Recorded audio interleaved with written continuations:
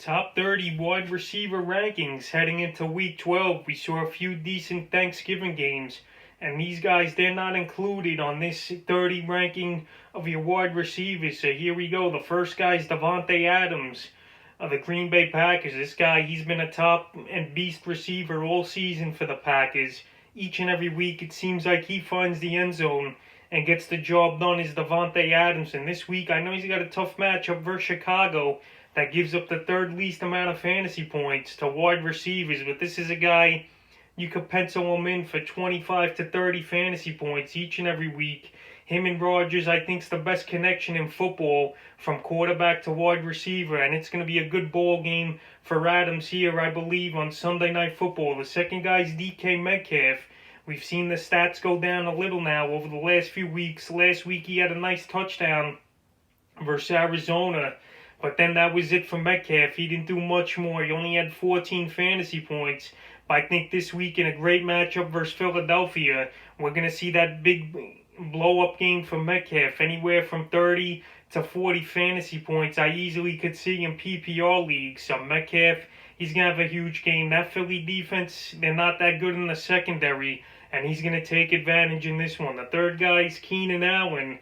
Ever since Justin Herbert's been in the lineup from week 2, Allen, his value's gone up, the catches have gone up, and last week we saw him catch a whopping 15 balls. I know it was a horrible Jet defense, but this week he's got the Buffalo Bills. I still think he's going to find his way to get open, and he's going to score touchdowns. This guy, he's a PPR machine. Like I said, it seems like he gets anywhere from 10 to 12 catches each and every game. Crisp route runner, and his problem over the years is just staying healthy. And when he's healthy, this guy's a top 5 to 10 receiver. But this week I got him in number 3. Number 4 was staying in the same game. Is Stephon Diggs of the Buffalo Bills. This guy's top 5 in fantasy points on the season for wide receivers, and him and Josh Allen, they got a good rapport. Diggs is getting the ball early and often in these games, and it just seems like he's gotten better since he's got out of Minnesota in the offseason last year. Diggs loves it here in Buffalo. They traded a first rounder for him, but it was definitely worth it. And Diggs here, he versus a Charger D that gives up a lot of points. And guys, they get open early and often. We even saw Perriman last week of the Jets burn him deep for a touchdown. So I think this week Diggs, he could go over 100 yards and have a touchdown or 2 with this one. The fifth guy is DeAndre Hopkins.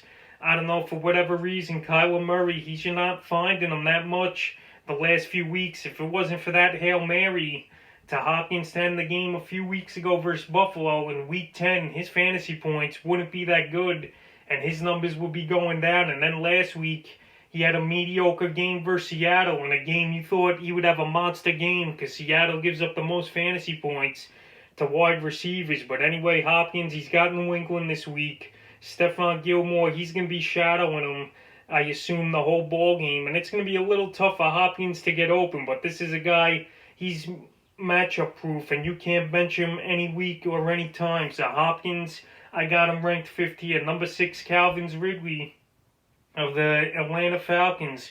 It was good to see Ridley come back last week off the foot injury. And this week he's got a good ball game versus the Vegas Raiders, who they're going to give up points. This game's going to be a shootout in the Dome, in my opinion, here in Atlanta. And last week it was just a bad game for Atlanta, but Ridley, he showed up. He had a good game, and he's going to get open, and he's going to make plays. I know the foot's not 100%, but he's going to play this week and do well. Number 7's Michael Thomas. Last week was the final week. I was going to give him a chance to perform and be high in the rankings, and he finally did with 9 catches, 104 yards. It was nice to see Taysom Hill and Thomas connect on a lot of timing routes.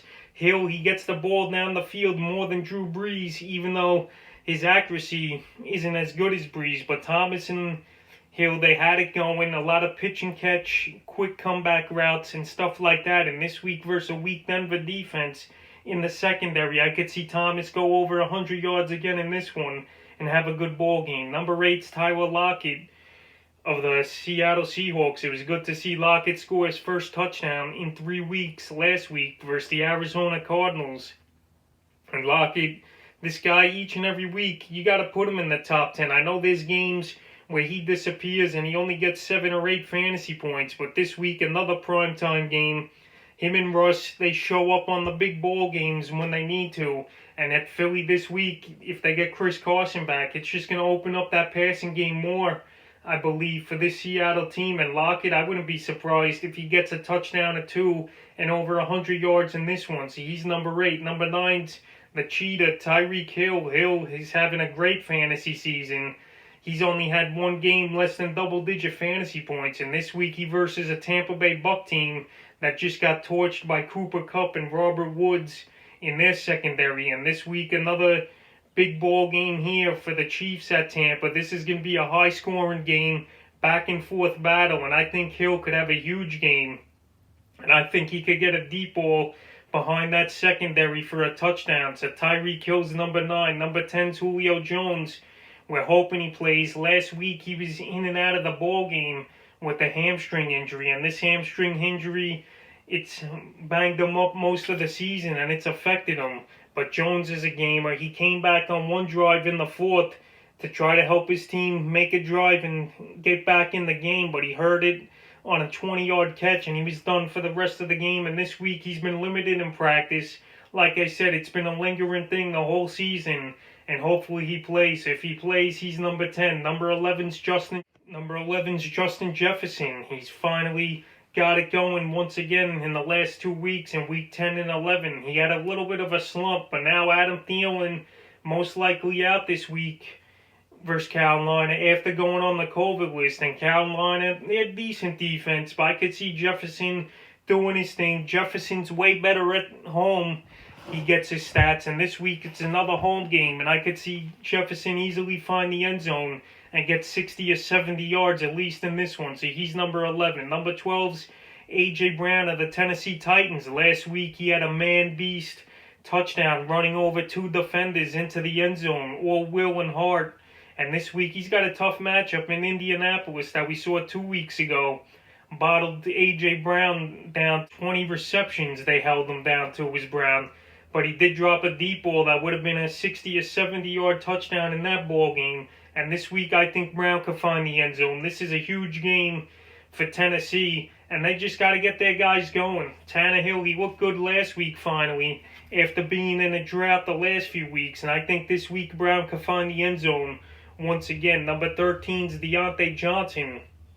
This game for the Steelers in Baltimore was supposed to be on Thanksgiving night, but it got postponed because of the COVID. Now it's scheduled for Sunday at 1:15, and we don't know if this ball game is going to be played here for the Steelers in Baltimore. But DeAndre Johnson, the last 3 weeks, he's been consistent as they come. His targets are at a crazy amount. I think he's got like 37 targets in his last 3 ball games. And last week he had a 12-catch, 111-yard ball game versus Jacksonville. And this week versus Baltimore, most of that defense is depleted from being on the COVID list. So Johnson, I think he could have his way and have another huge game. Number 14's Cooper Kupp. He went off last week versus that Tampa Bay defense. He was just finding the gaps and the seams and catching the ball, and a lot of yards after catch it was for Cooper Kupp. And this week he's got San Francisco. They've been banged up most of the season, even though they're going to get some guys back after coming off the bye week. Kupp, I could see him have a nice 7 or 8 catch game and maybe get to 100 yards. So he's number 14. Number 15's Chris Godwin of the Tampa Bay Buccaneers. To me, he's the most consistent receiver in this offense. I'm going on targets and yards.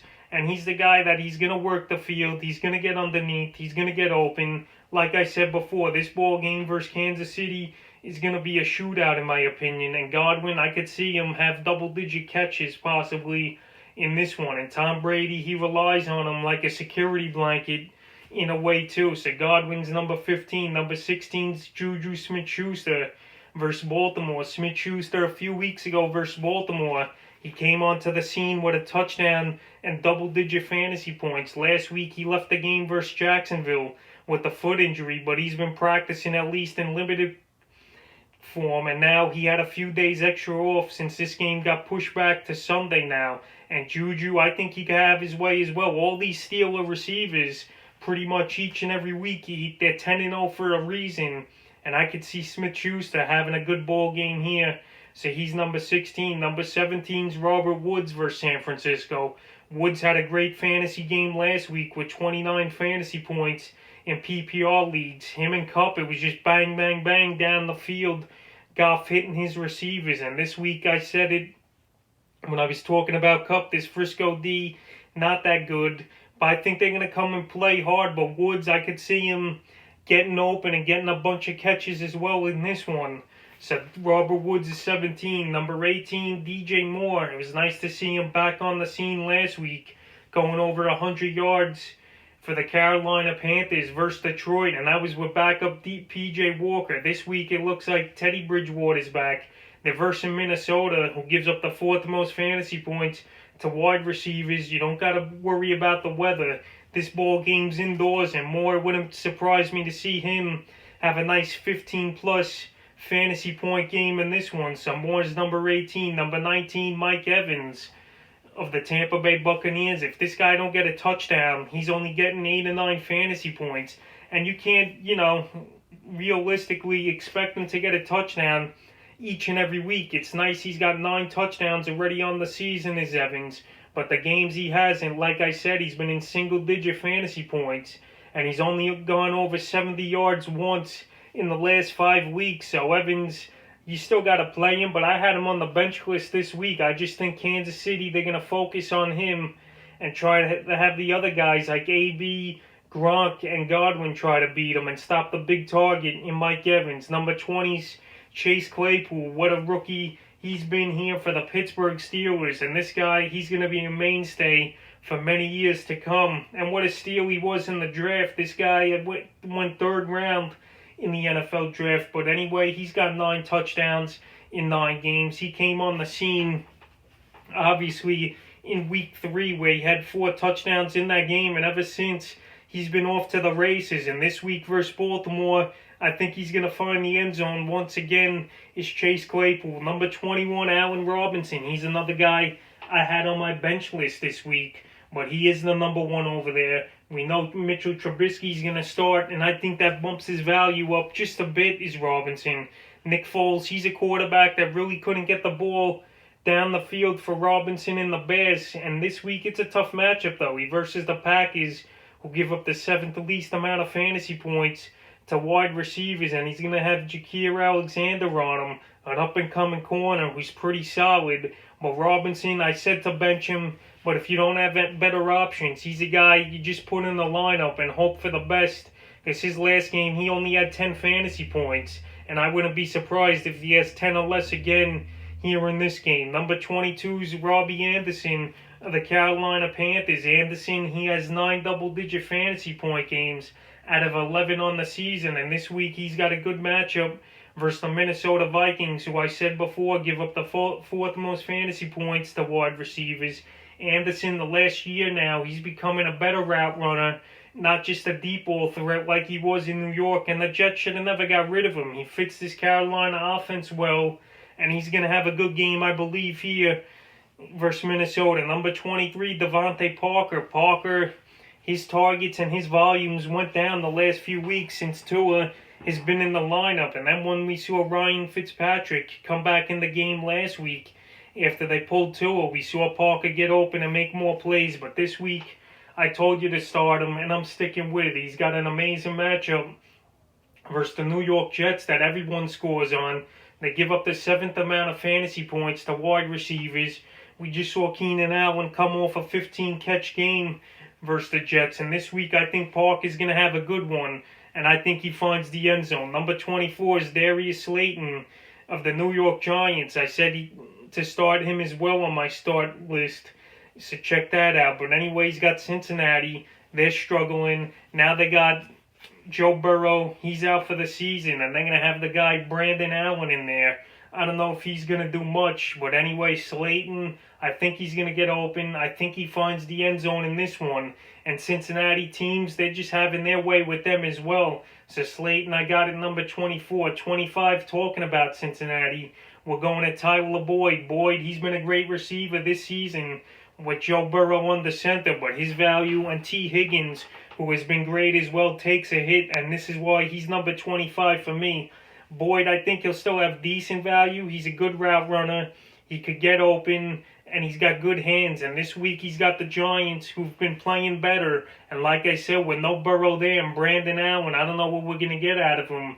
Boyd, the expectations is you're going to have him low on the list, and he's a number 3, the flex receiver this week. And I'm just not liking his outlook that much. If he could get 7 catches, 70 yards along those lines, I think it'll be a decent game. Number 26, Christian Kirk of the Arizona Cardinals. Kirk last week, he didn't do much, and now he's got the New England Patriots. But I actually like this matchup for him. All the attention with Gilmore is most likely going to go on DeAndre Hopkins, and I could see Kirk getting behind that New England secondary for a deep ball touchdown.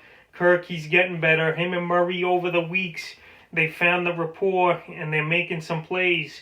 And this week, I think Kirk, he can make a big play in this one. Staying in New England, number 27, Jacoby Myers. Myers, he's been the number 1 man there now for the last 3 or 4 weeks, and he broke out on Monday Night Football versus the Jets in Week 9. And here he's got Arizona. They give up the 7th most fantasy points to wide receivers. And Myers, I think he could have a decent game in this one.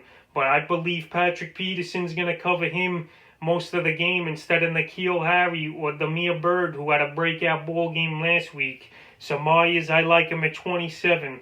28, Michael Pittman Jr. He's been doing great since he came back from injury. And once again, he versus Tennessee this week. And we saw him in Week 9 versus Tennessee with a 5-catch and 101-yard game.